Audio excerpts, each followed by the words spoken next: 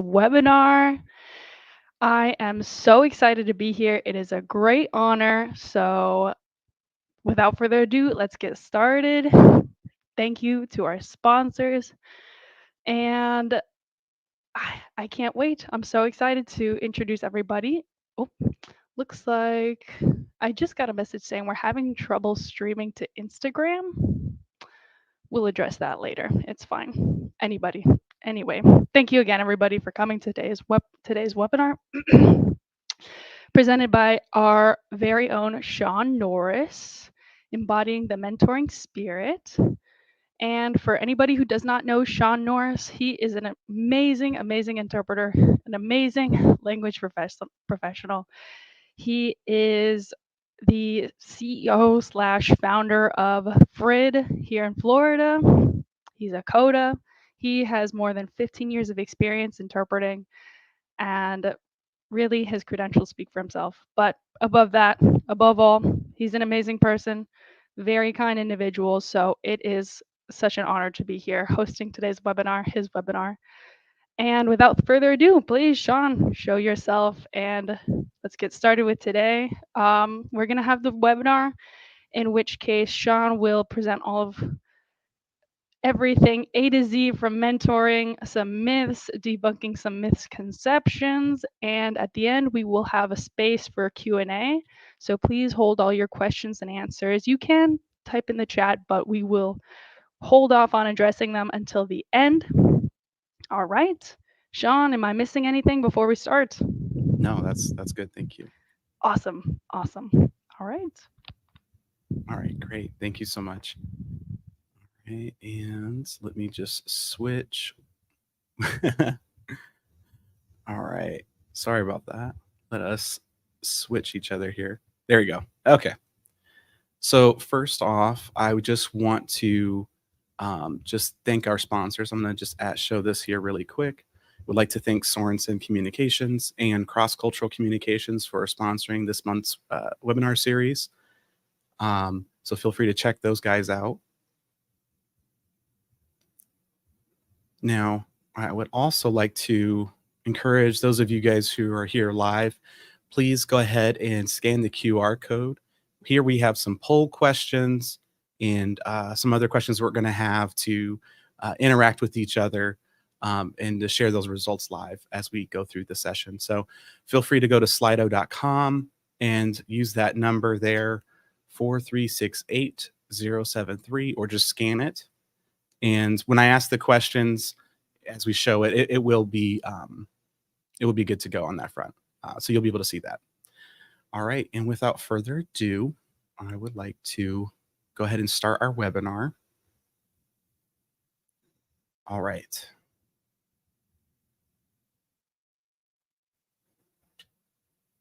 So our objectives for today would be to recognize the signs of harmful mentorship and its impact on the profession, articulate key components of effective mentorship, explore practical strategies for embodying a mentoring spirit in all of our interactions. So needless to say, we're going to walk away feeling better about ourselves in the form of a mentor-mentee relationship and also adjusting our perceptions of that. So now we will go ahead and show our slide here. Let me go ahead and add that to the stage here. And we will start the poll. So the question is, have you ever had a mentor? And feel free to answer that using the Slido app.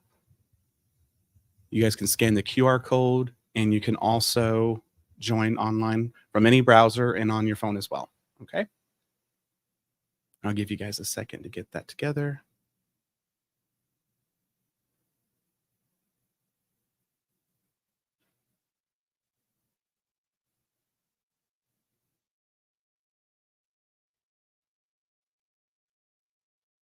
Okay, it looks like a lot of people have had a positive experience. That's great.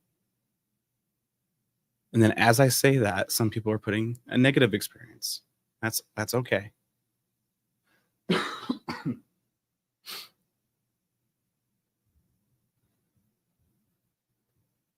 I'll just give you guys a little more time to, because I know we're just all getting used to this app here.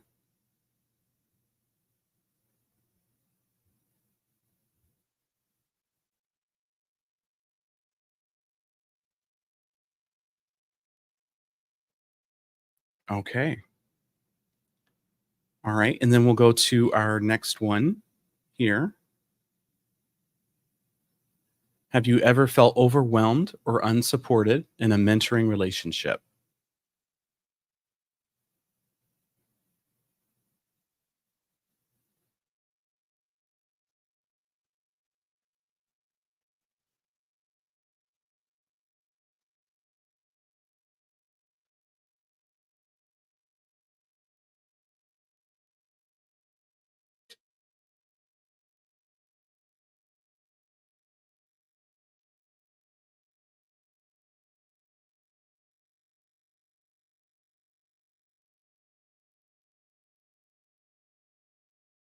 Okay. Looks like most people have had a supportive experience in a mentoring relationship.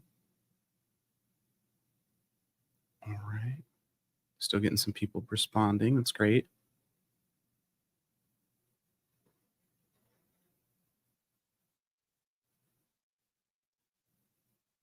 Okay, great. And we will go ahead and move on to our next question then. What does mentorship mean to you? Now, this is a text option, so feel free to type in what it means to you. So a little blurb is totally fine. Little sentence.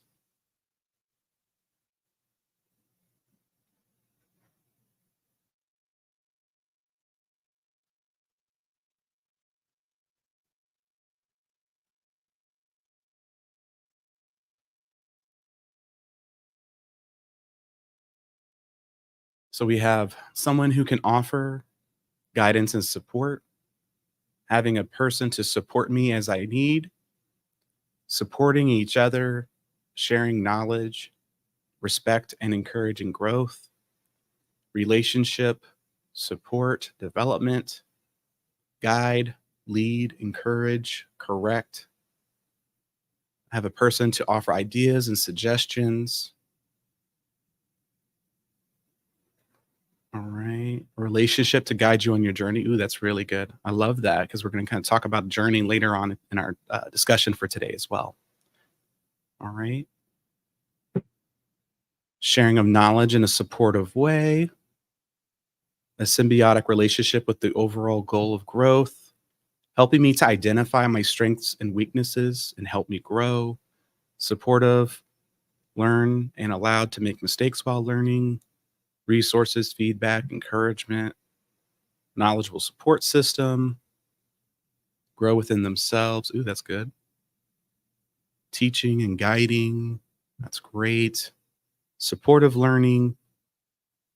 That's great. I could definitely see some very common themes, and I'm sure everyone agrees.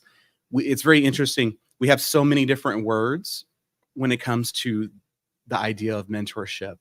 And it's really cool to see what you guys are saying about it too, because in general, we're all saying roughly the same things, just in slightly different ways.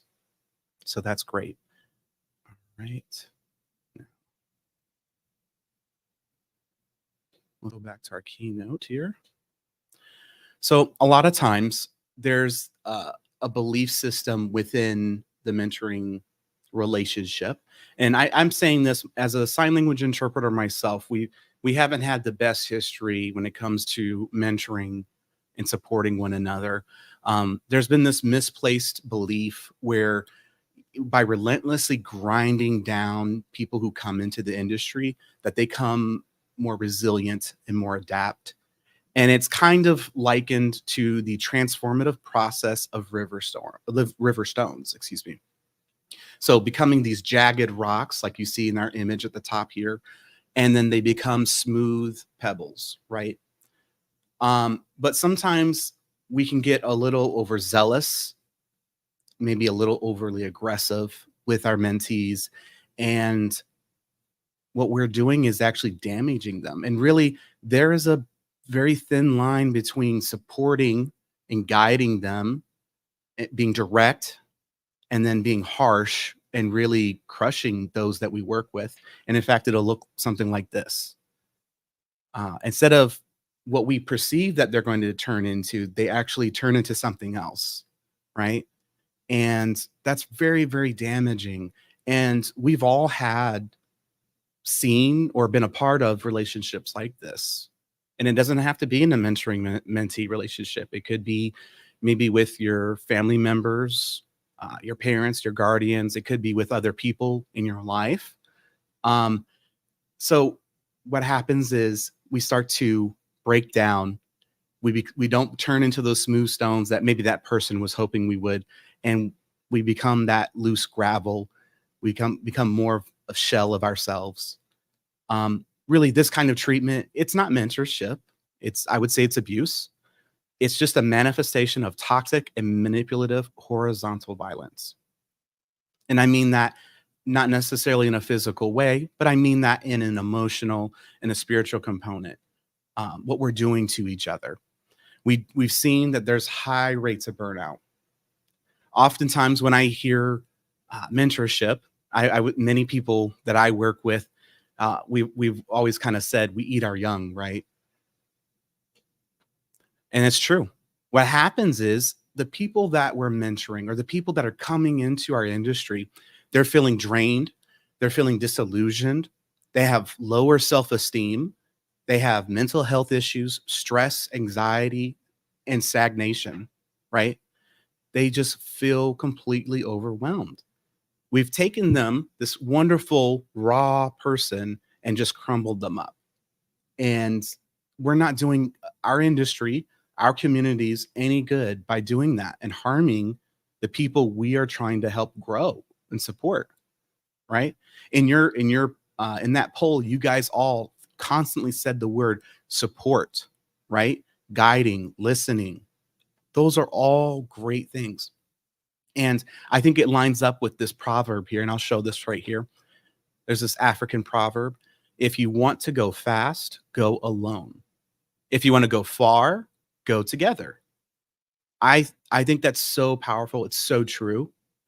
I can speak for my experience. I feel like I have gone further in my personal development, my professional development, my career development because I mentor, because I receive mentorship as well. Um, it's very true. And if we truly want to help our industry, help our communities to go further, then we're going to help the next generation of professionals. I'm going to say that again. If we really care about our communities and cultures, we will do what we can to help them, right? And I'm pretty sure everybody here who's watching this, whether it's live or later on, I'm sure everyone agrees this is a true statement. We care about our communities. We care about our industry. We care about our profession. We're going to make sure that next generation has what they need, right? Well, I'm going to share another question here. And let me go ahead and show it here. 1 second.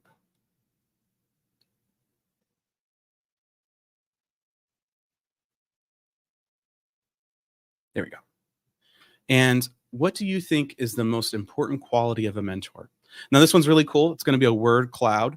So you guys are going to put in a word or two, and it's going to auto-populate this word cloud for us. So I would love to see what you guys think of as an important quality of a mentor. And I believe you could put in multiple options as well.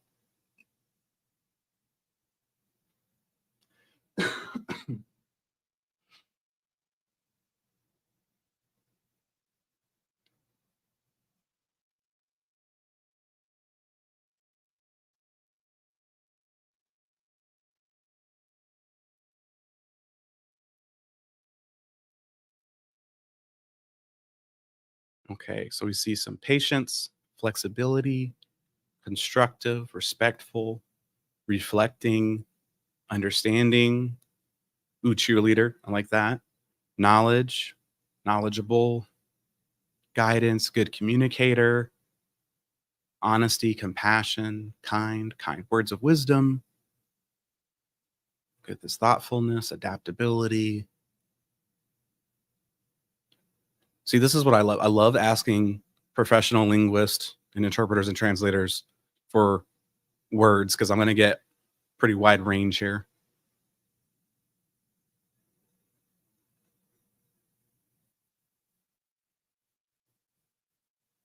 Kindness, good communicator, professional, listening, communicative, teacher. I'm surprised I don't see more of a teacher in this role as well. But that's very interesting. Okay, let me go ahead and remove that. And actually, we're going to move on to our next poll question. Okay. So, which mentorship style do you prefer or find most effective?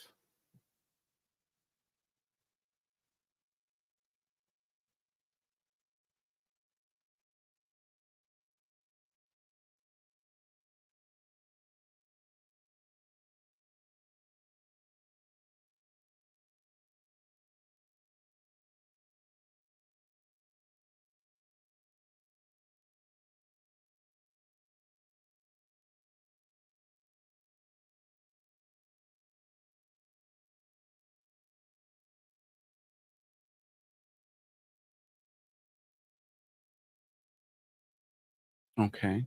Looks like most people agree it's going to be a combination of being formal and informal mentorship. I'm definitely someone who's in that camp as well. All right. Let's go on to our next one. What is your biggest challenge related to mentorship? Now, I make you guys just pick one too, because I know how hard it is to be like, okay, I'm going to just check all, because they're all big challenges. But the reason I said biggest challenge, right? I really want to see what is the one thing that you feel like is a challenge for you, whether you mentor or not. So what is the one hang up maybe that's preventing you from being a mentor even? I would love to see what you guys think.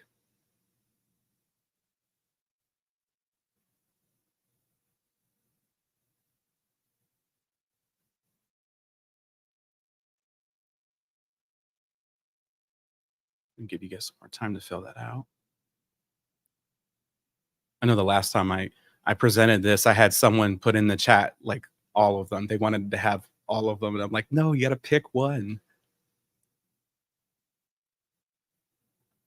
Okay, time constraints, balancing other responsibilities. That makes sense. They're both tied, as well as being unsure of how to mentor effectively, feeling underqualified.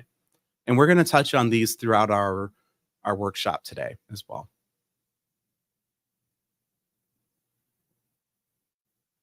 All right. Great. Thank you guys so much. All right. Here is our next poll. Oh, no, that was it. I'm so sorry. I hit both of them already.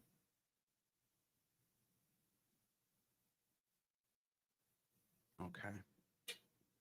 So let's talk about being a mentor. In doing research on this topic, I was very surprised to learn I didn't realize that there was actually a person called mentor. I thought that was pretty fascinating. Um, but a lot of times when we hear the word mentor, typically people conjure up this image of an older, typically man, right? Just like in our image here, with a beard, supposed to be wise, supposed to provide guidance and support, right?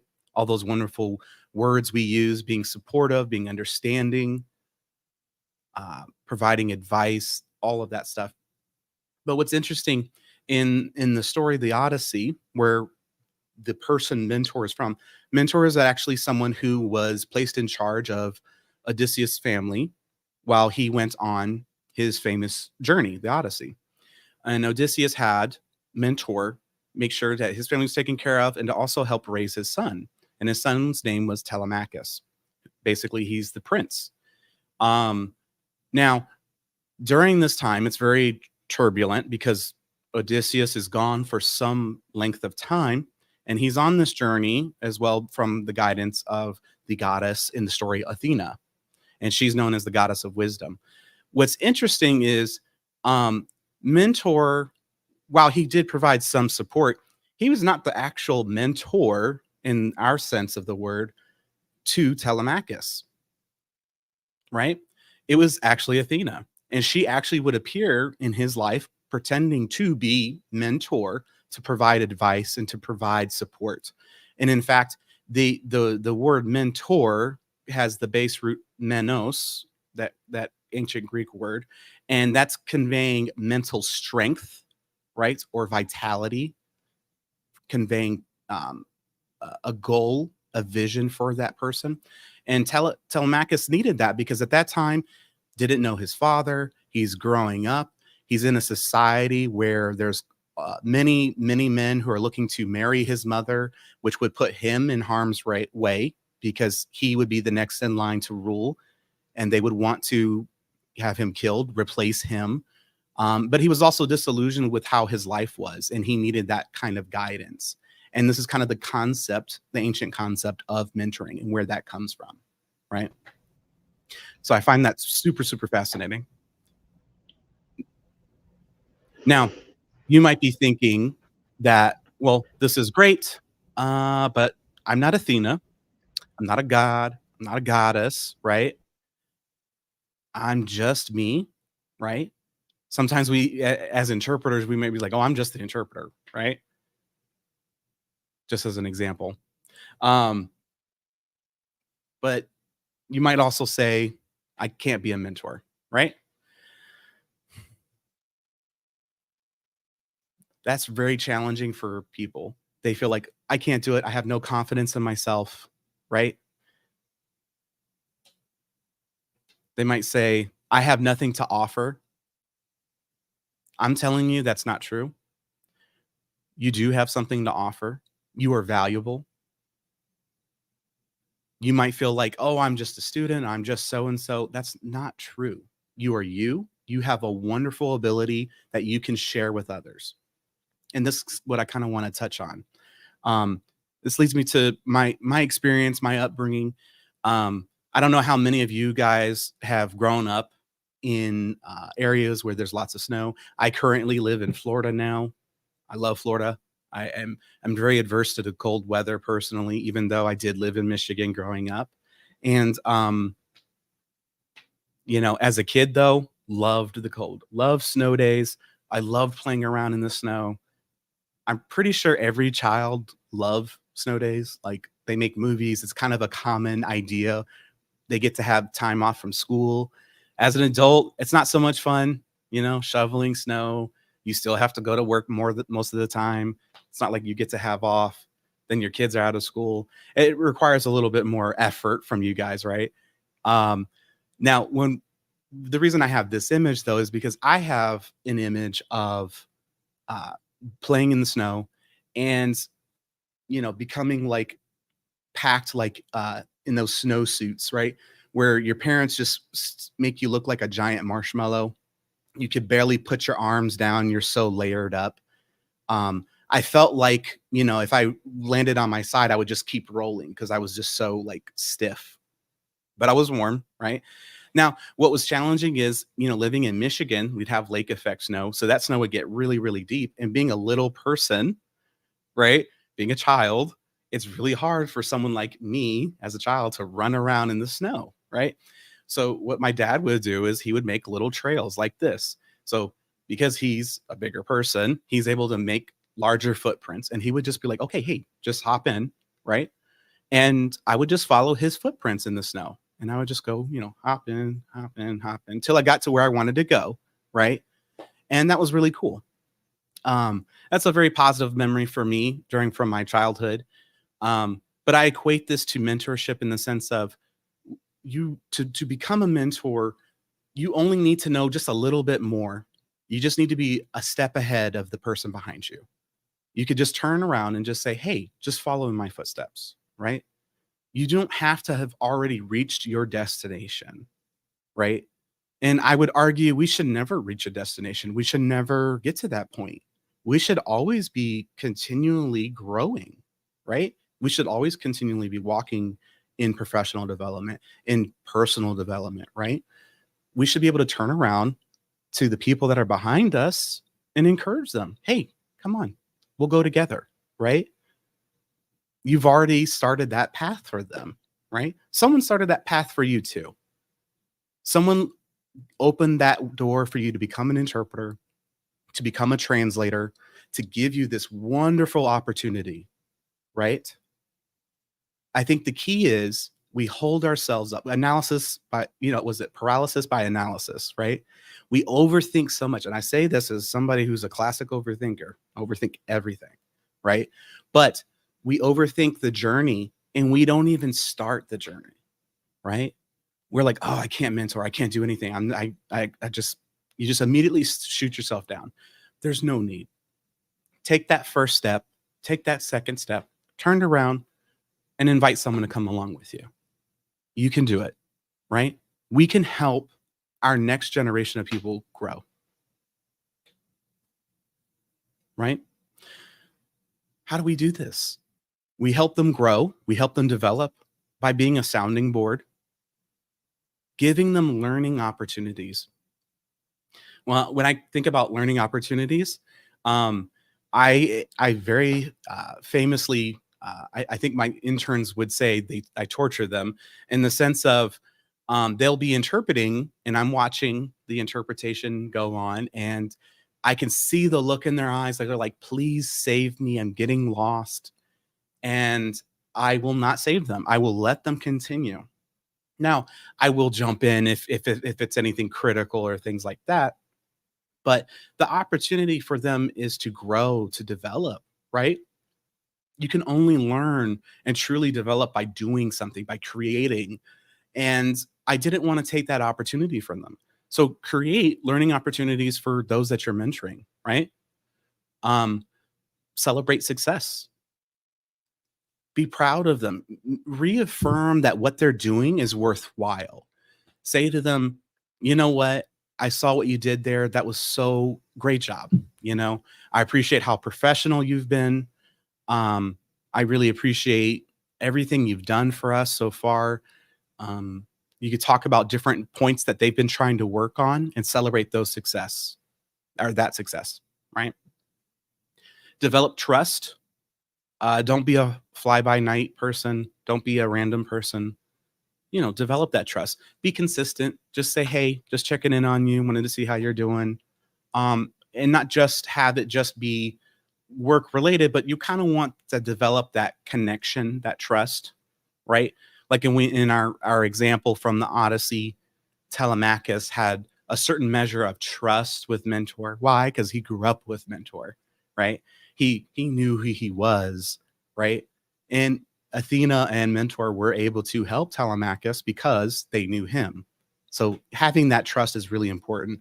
That also lends itself to having mutual respect for one another, really helping each other, and understanding that I can learn something from my mentees too, just as much as they can learn from me. I personally feel like I learn way more from my mentees than I feel like I'm giving them, right?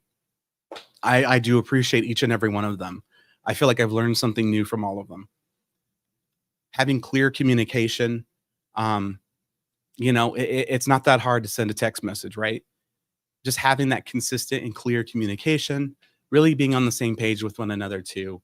Making sure that when you go would show up for a job, they know what to do, how to do it, right? They kind of have a plan, right? And being flexible, which great because that word came up a lot, being adaptable, being flexible. Those are all qualities that we need to have, right? Maybe your intern's having a bad day, your mentee's having a bad day, and you're like, okay, I'm going to give them a break. Let's get through this appointment. I'm going to finish it. And then afterwards we can debrief. It'll probably have nothing to do about interpreting, right? But being able to give them a sense, a safe place, being flexible with them will help them in their development.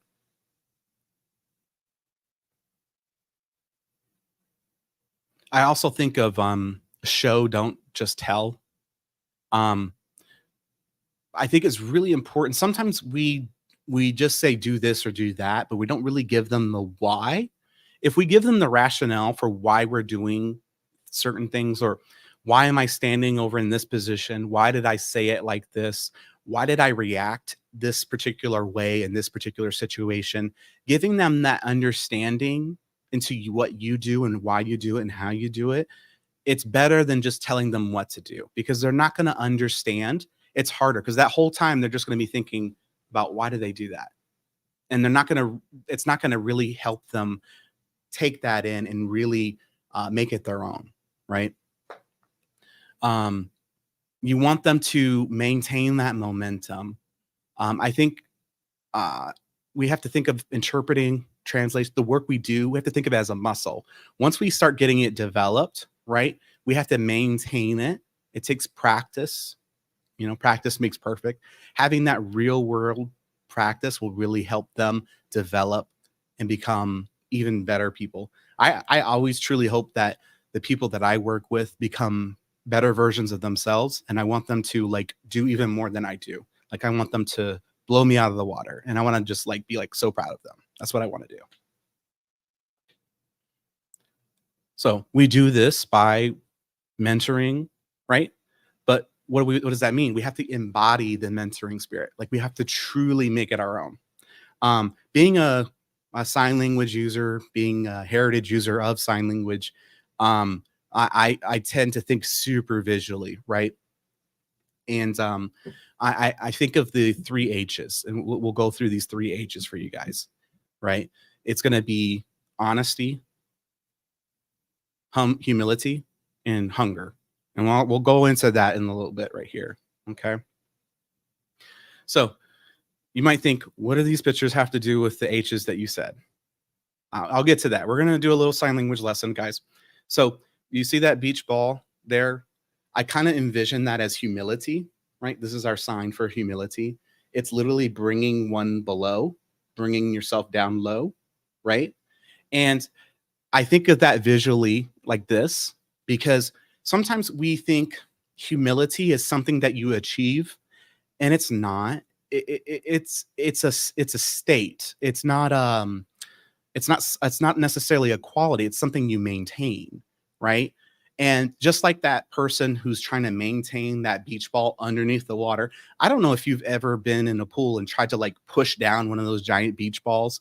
It's impossible. That thing is popping back up, because why? There's all that water pressure and all that trapped air. It wants to go up, right? It doesn't belong in that room, or down in the water, excuse me. So it takes work. It takes tremendous effort to push it down and just get it right there, right? But you can't let go. The moment you let go, that thing shoots right up. And that's the same thing with our humility. We kind of have to force ourselves to no, it's okay. I can learn something from my mentees. I am not the only person who needs to work with them, right? And we'll go more into that in a little bit. Our next H, honesty. Okay. So I'm going to just do this sign. So we're going to have your non-dominant hand, right? Have it flat. And then we're just going to do our 2 fingers like this and just do this, right? Honesty. And visually, this gives the idea of a touchstone. And for those of you not familiar with a touchstone, it is used to test the quality of metals. And we know in ancient times, this was used to make sure that if someone was handing you some coins or some metal of value, they could test the metal to see if it reacts a certain way, right? And what was a cool thing is when they would test the metal, it would not actually damage the metal. The stone would just react a certain way. So you could determine the quality of the metal they provided to determine their honesty. You could determine that they're not trying to trick you or take advantage of you, right? And that's something that we also have to maintain, is honesty with ourselves and with our mentees, right? Now, the next one, you might think, what does fire have to do with H? And I will tell you that in a second. So let's do another sign language lesson here, guys. We're going to do this. So I want you to pretend you're grabbing a cup of water, right? And I want you to just put it toward yourself. I'm going to demonstrate it like this and do that. All right. That. Very good. You guys all now know sign language. Congratulations. So we just did the sign for hunger or hungry, right? And the reason I have an image of fire is because being hungry is a never-ending pursuit, right? Just like the pursuit of knowledge, it should be never ending. If the moment we stop feeding a fire is the moment it dies, may not be right away, but it's going to start dying, right? If you've ever sat around a campfire or a bonfire and you would feed that fire, you'd have to every so often add some more fuel to the fire for it to keep going, right? Now you might let it die down a little bit, but you still have to maintain the fire, right? You still have to add the fuel, right? And if you wanted it to get bigger, you'd add even more fuel to it to get even hotter and even bigger, right? No different than our pursuit of knowledge, our pursuit of learning, our pursuit of professional development, right? When we pursue that stuff, we're burning that fire, right? Now, this leads me to my next point. Before I jump here, I'm gonna hop onto this next one here. This phrase I thought was really cool. It's when a philosopher said, "The mind is not a vessel that needs filling, but wood that needs igniting." I find that very fascinating because as interpreters, as translators, I feel like sometimes I've been guilty of this myself. So don't think it's just I'm including myself here. We get a little too stuck on language, and it is a very important skill to have. We need to have a grasp on the languages we're working in, right? English, sign language, Spanish, French, Mandarin, whatever the languages we're working in, we have to have a firm grasp on it, right? And the different cultures that may use those languages. Sometimes we focus so much on those things, though, when really, if we're really just being the spark that lights the fire for our mentees, they are able to keep going, right? To teach a man to fish instead of just giving him a fish, right? You want them to develop that fire, right? You help start that fire, teach them how to feed that fire so that they can keep going in their professional development. A lot of times we focus too much on the wrong things, but if we're focused on helping them develop that fire, maintain that fire, we're going to actually have less churn in the industry. We're going to have more people stay in the industry. I'm not going to have to see mentees that I've worked with after a couple years maybe quit and do other things, right? For whatever reasons they may have. But hopefully it's not because I beat them down or because other interpreters or translators beat them down, because we need each other. We're not here to fight each other. We're here to support each other because we actually love our communities, right? A lot of times we forget that we're serving a group of people, right? So we kindle their spirit. We do it using the 3 H's: honesty, humility, and hunger. Humility is, like I said before, you want to learn from your mentee. Help them build those supportive networks, right? Adapt your mentoring style, right? Sometimes we get a little stuck in like, well, this is how I learned it. This is what I'm going to do. Is that really how we want to do that, though? I don't think so. We have to think more holistically. When you go through your life, you're going to have different parts of your life where you need different groups of people.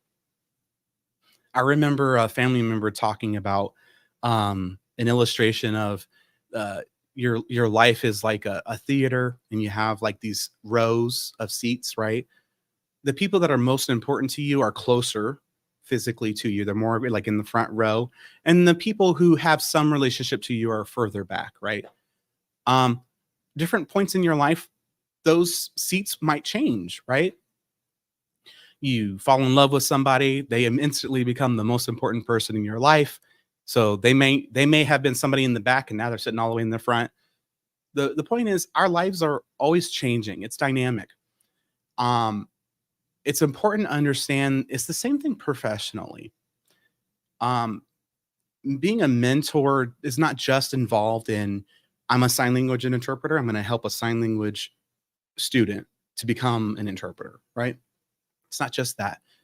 Maybe someone else who's very skilled in business dealings can teach them, hey, this is how you do invoicing, this is how you do taxes, this is how you do this, do that. Someone else is teaching them, hey, this is how, I take care of myself health wise. Maybe doing things in a healthy way. Maybe somebody's a nutritional expert. I know several interpreters who dabble in that. Like they've really delved into that world. And it's really great because I get to learn cool new things from them as well. I may be older than them. I may have been a long served as an interpreter a lot longer than they have, but that doesn't mean that I still can't learn something from them, right? And going back to uh, our snow illustration, the footprints in the snow, um, share your strengths, right? Maybe I would encourage you guys. It's a new year.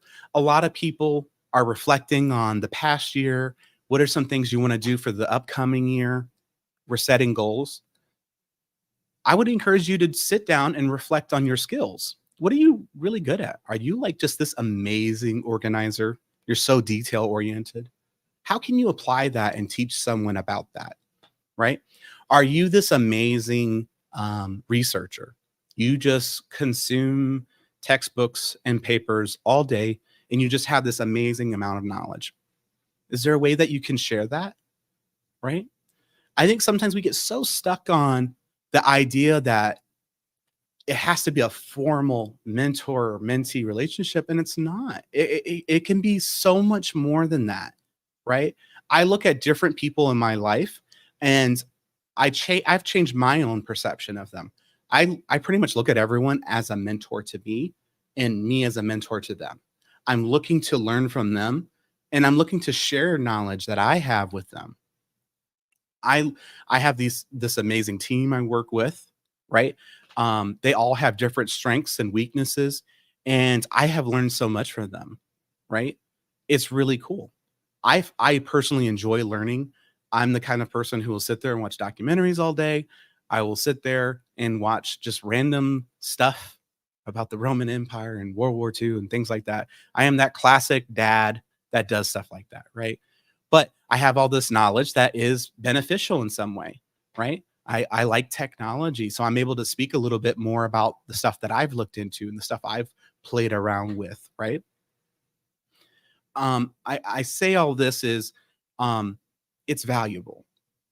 What you have as a person, as your life experience, it's valuable. You are valuable. Embrace that. Now, maybe a particular person might not find it valuable, but I promise you someone does. There is someone who's going to be behind you, ready to follow you in your footsteps, right? Honesty. Be transparent about your own experiences. I promise you that the police are not going to bust down your door about how you missed a word on that one phone call you interpreted. It's not going to happen. If it does, you can let me know because I'll be very shocked, right? We make mistakes. We're human and it's okay. I personally try to be very transparent about my mistakes because I feel like sometimes people put me on a pedestal unnecessarily. I make so many mistakes in my life all the time. I want people to see that I make mistakes and I hope that they learn from my mistakes and I hope to learn from their mistakes too because I want to be like, "Oh, that was really dumb. I am never doing that." Right? That's just me. I know. You guys do you, but I think it's important to do that because if we want our mentees to have an open session with us to really look at themselves not as a critical with a critical eye, not to turn it into this self-deprecating session, but to say, "Hey, I made this mistake. It's okay. I'm going to learn from it. I'm going to grow. It's okay." Right? Our next H, hunger. Share things that you found insightful. I know we talked a little bit about that, sharing what you have, your skills, right? I encourage you to go to workshops, things like this. We have this wonderful webinar. We're producing a webinar series. Our goal is to produce close to 50 for this year. We're going to be producing one just about every week. We have some wonderful presenters lined up. Attend some of them with your mentees. Even if it's a topic that does not interest you, I encourage you to still go, right? I've attended workshops and webinars that I had no expectations for. And some of those I've walked away, I was like, wow, that was amazing. Like, that was so, they knew their stuff. I felt encouraged. I got something that I felt like I could take into my practice. A lot of times, as interpreters and translators, we forget we're a practice profession. It never stops, right? And finding that stuff is so beneficial, right? Um, but the reason I want to encourage you guys to do it together is, again, having that trust, having that support.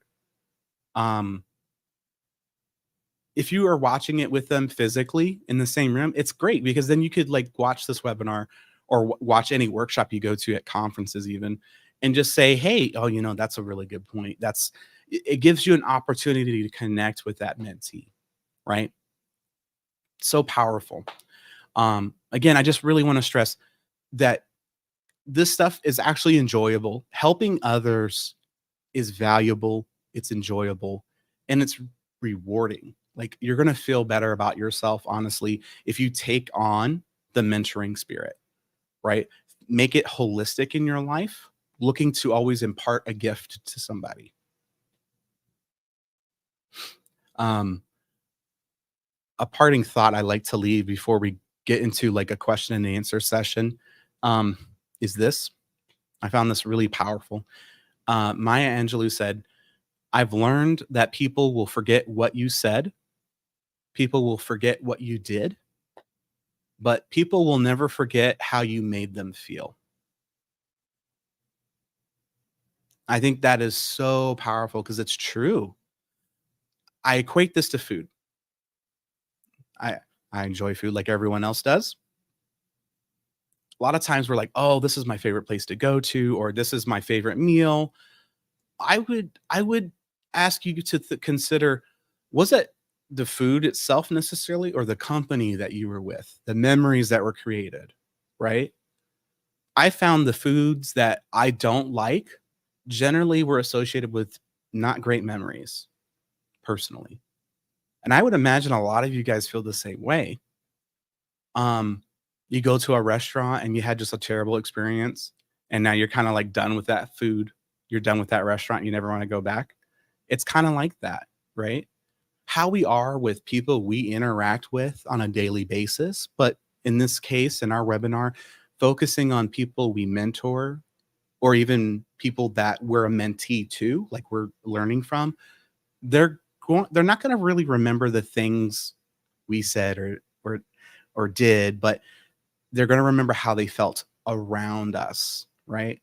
And I really encourage everyone to really consider that the moment we start embracing this and start developing it in ourselves, the more we can help other people, right? It means proactively uplifting others, sharing those experiences, and perpetuating growth. I want everyone to redefine what mentorship means, embrace this holistic, everyday approach. It's more than just being a mentor, it's about personifying the very essence of mentorship. All right. Thank you guys so much. That is the end of the presentation part. We did want to open it up for a Q&A. And I believe we have Izzy with some questions as well, right, Izzy? Yes, Sean, I do have some questions here for you that were submitted earlier. Mhm. And one of the ones that I actually want to start with that I think is pretty relevant to the whole webinar, of course, but also just mentoring in general with what you said, where you have to meet people where they're at and you want to prevent people from burning out. You want to see success in the industry. So the question I have for you is, how do you measure that success or the impact of a mentorship? Because let's say someone is your mentor or mentee and they quote survived the industry for 10 years, the 11th year they've burnt out. Does that make you a failure, or is that different if they burn out after the first year? Like, what are your thoughts on that, Sean? That's very intriguing, I have to say. I don't think I've been asked that question before. So um, I would say we always rush to quantify things. I would say I would argue the opposite. I've had mentors who hung around for a long time, mentees as well. Um, I've had mentees who I worked with them for a couple of months, and then next year I find out that they just quit interpreting entirely.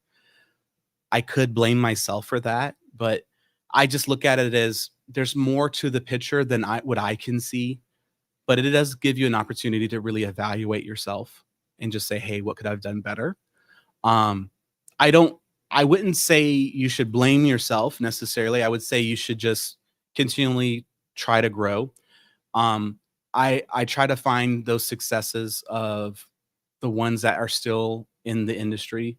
I do try to, take be encouraged by that.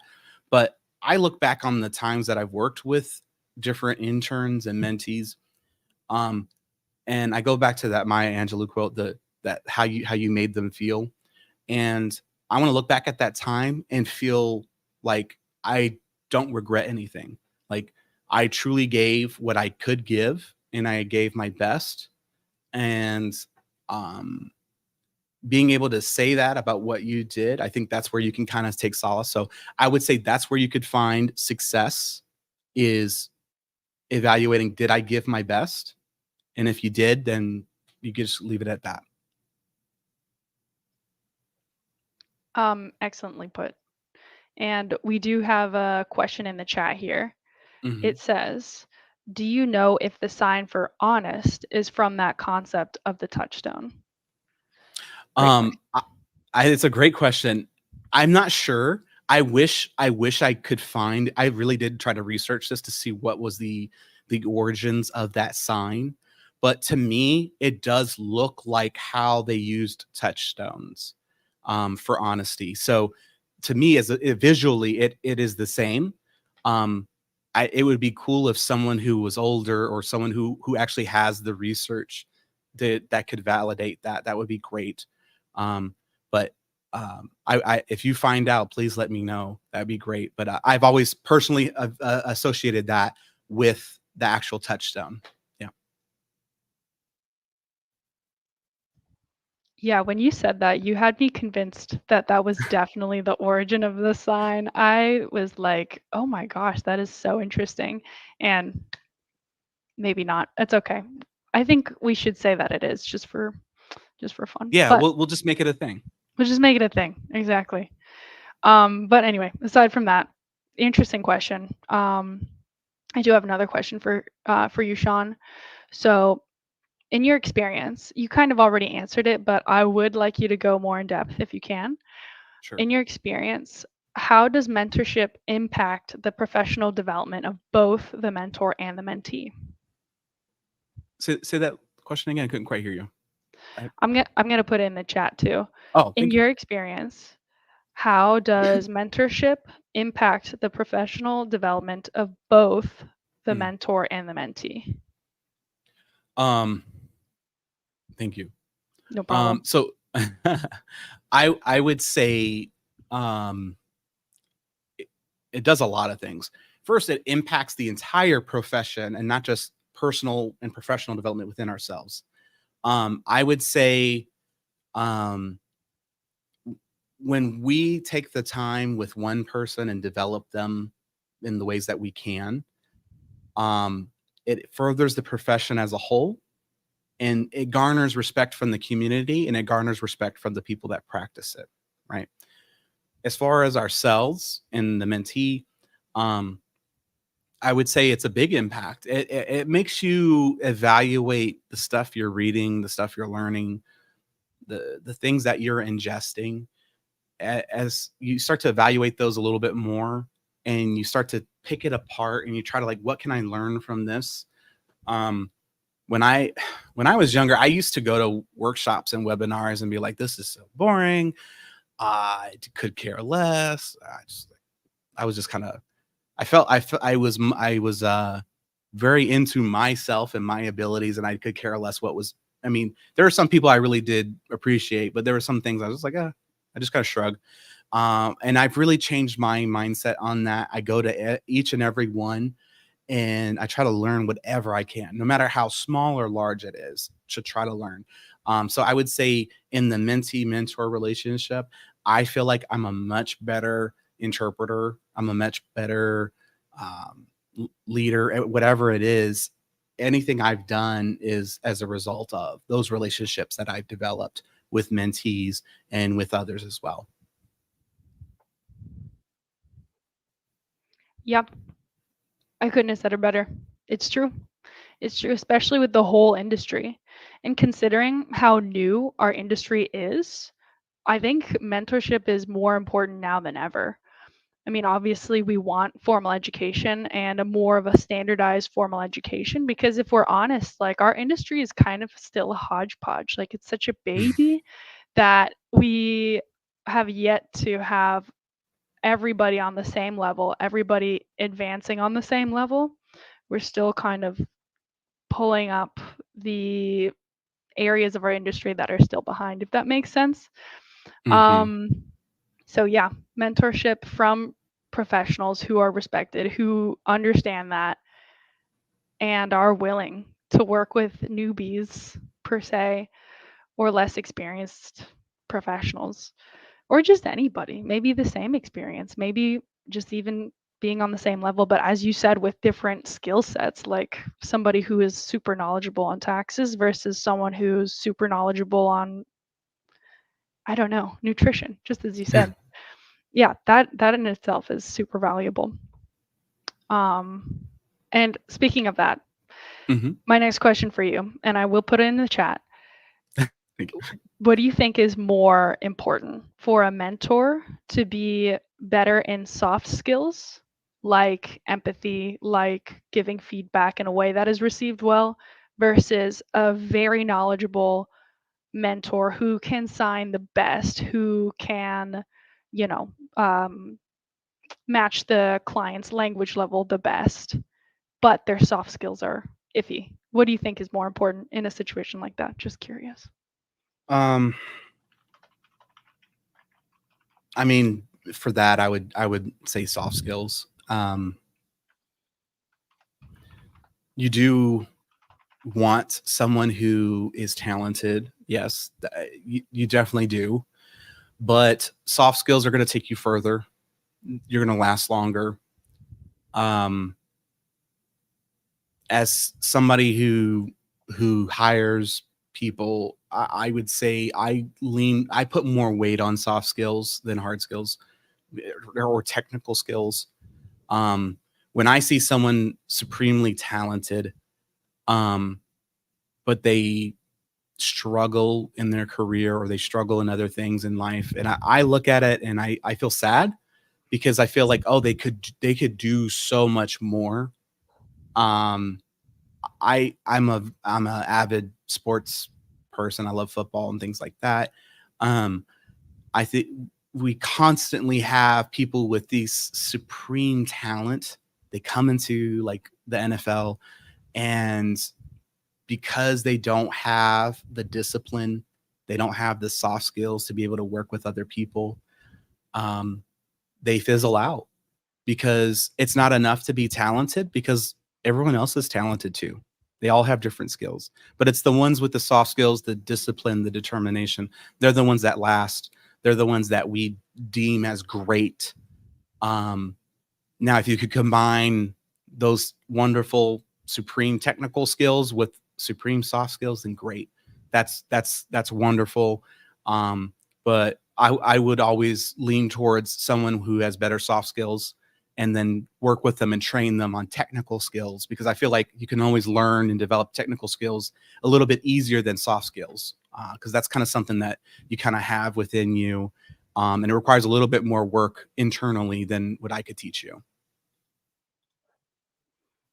Yes, that's true. Soft skills are difficult to teach. And it's funny because I won't say who, but I was just having a conversation with another interpreter about how they had a horrible team and the team came into the assignment already discussing money where it wasn't warranted and they ended up getting kicked out even though they quote had the hard skills. They had the skills, the the signing skills. Yeah. This was with sign language.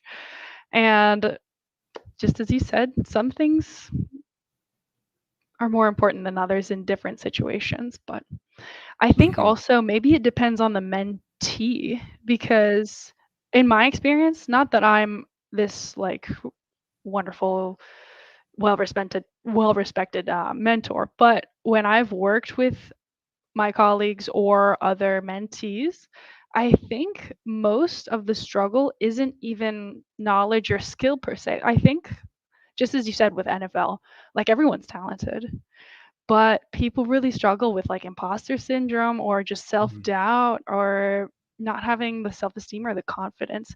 And that I could honestly say maybe cross industrial, if you will, not just in interpreting and translation, but in a lot of fields. People just getting into the field are so nervous. I don't know what it is. I don't know if it's my generation or what is going on in that.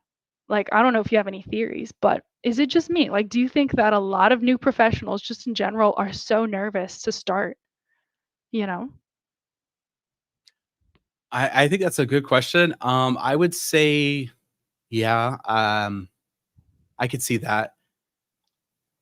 Like, I'm not a new professional, but doing stuff like this, I'm incredibly nervous. I feel like I'm sweating bullets right now. But I think the reason people have this fear is um, we have we have a lot more in your face societal issues, and with the presence of like social media and other things, everything's kind of more at the forefront, so there's more stimuli coming at people, I feel like, and it can be quite overwhelming. And I would say that it's really important to realize, what are you feeding yourself?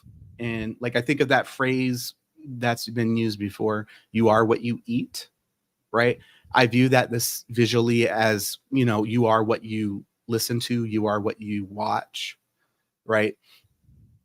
So I always try to like limit the stuff that I find a little bit more negative, because it impacts me, and then I feel like I start reflecting that kind of behavior on other people personally, and I don't want to reflect that kind of behavior. So I try to like limit the things I consume personally.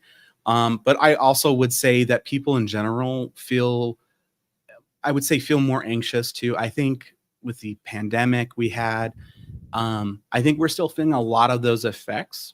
Um, and I would say I've definitely seen that with the different cohorts of interns that we've had during and after COVID, like that pandemic time, I would say.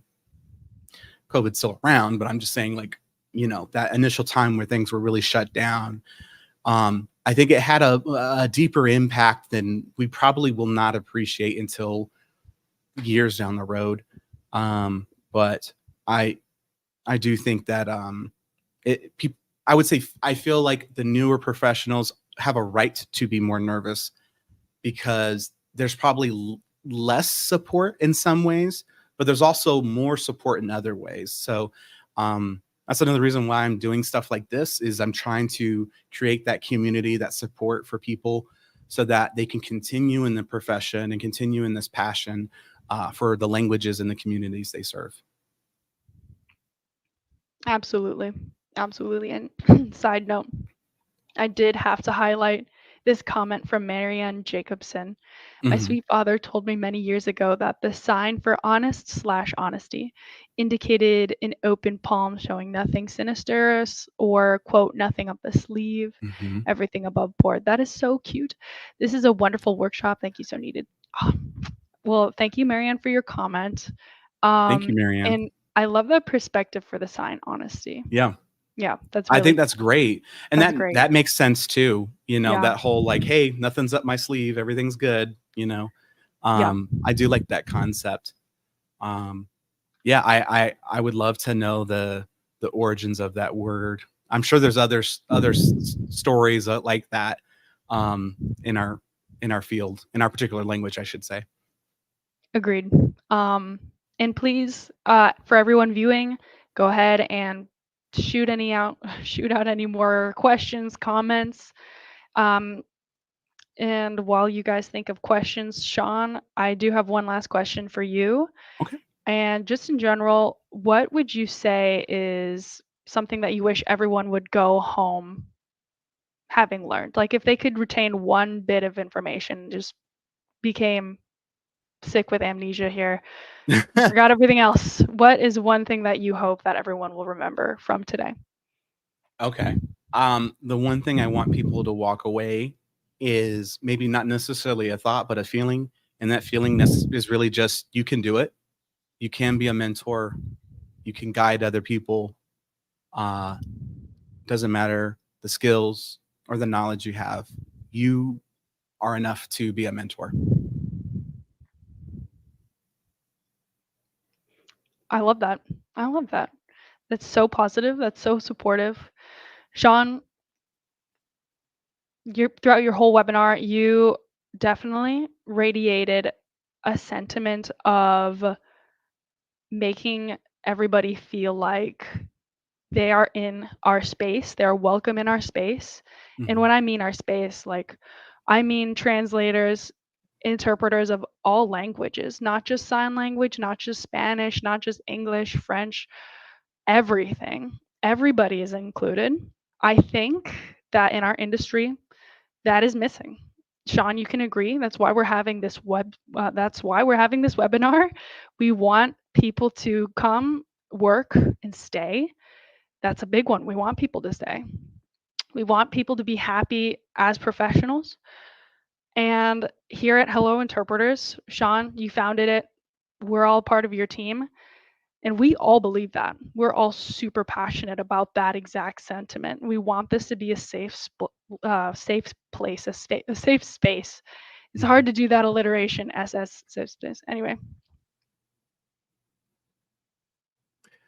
Oh, I think we might have lost Izzy, but am that's I okay. in? Am I Oh, in? yes, you're here. I Okay, see you. okay, okay. Back on my soapbox. Yeah. For anybody watching, that's why we're here, and this is it. This is who we are. Like who you see, what you see is what you get. We're not a big corporation hiding behind something. We're not Facebook where you're impossible to do tech support, and if you have your account stolen, then that's it. Bye bye. You can contact us. This is who we are. We are interpreters. We are translators, not just sign language. We have Spanish, Portuguese, French, English linguists. We're all so passionate about language and people. People is the crux of who we are. We're here for people, we're here for our industry. So, and it's me, Sean. I'm Izzy. I'm the community manager. Our two interpreters who have helped us out today and are doing an amazing job. Adrian is our editor. Sarah is our social media manager. We have a lovely intern who is not here because she's interning and being very diligent, Jessie, but she will be here in the future. And that's it. That's us. We're here for you guys. We're providing weekly workshops. We have webinars, education. We have a community forum where you can ask questions and you can actually get educated answers from people with names and faces. This is not Facebook. This is not Reddit. This is not Googling and Quora and something random. This is official. This is real. And that's that's what we're doing. So please check out our website, Hello Interpreters. Go to our webinars. We're going to have way, way, way more presenters every week. We will be very busy. Next week, we're having from the drawing board to lived experience and back, co producing language justice infrastructure to advance health equity, presented by the lovely Vanessa Costa, who, if you don't know who that is, it's another amazing language expert and professional who deals specifically with the healthcare side. And we cannot wait to have her next week. Tune in. All the webinars this month are free. Free CEUs, people. And our CEUs are not just with Registry of Interpreters for the Deaf, RID, also with CCHI, also with IMIA.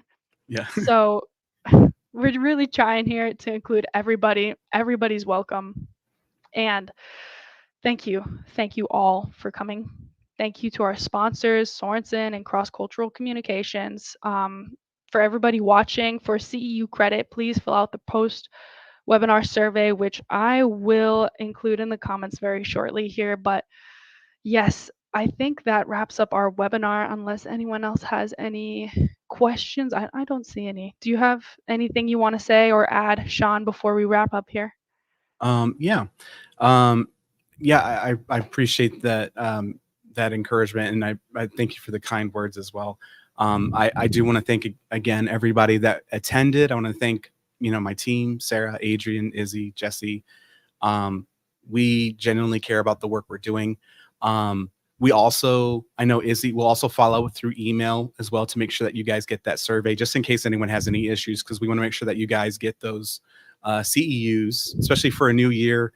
Some of us might be a little behind in our CEU credits, but what we're doing is a mission to provide services back to our community. I think a lot of focus is on the people we serve. A lot of focus is on the people that we work with, but not a lot of focus is done for us. We tend to be in the background. We tend to be on the side, right? And I want to provide that space for all of us to come together. So I really appreciate you guys even coming to this webinar. I look forward to having you guys here next week with us and with Miss Vanessa. She's awesome. And no, thank you guys for all being here. I really appreciate it. Thank you, everyone. Please, again, check out our website, www.hellointerpreters.com. Also, we have Facebook, YouTube, TikTok. Our TikTok is very funny. Instagram, also very funny. And I don't know, any other avenue that you can think of, we are there. LinkedIn. We are on Yes. LinkedIn. So follow us, keep up with us. We will post Oh, webinars, articles. Yes. yes. And I wanted to encourage you guys, we do have free memberships as well for our community. So to be involved in the community, you do have to be a member, but we have free memberships so you can still join. The paid memberships are more for access for the webinars and other things that we're going to be offering. But feel free to submit your the stuff that you want us to look at, interpreting samples, concerns that you may have. It will be a private community that you'll have access to as well. Just know that you're going to have that support that you need and you deserve to have. There we go. Have a great day, everyone. Thank you again. And thank you to our lovely interpreters. And we'll hope to see you next time. All right. Bye-bye, Bye, everyone. guys.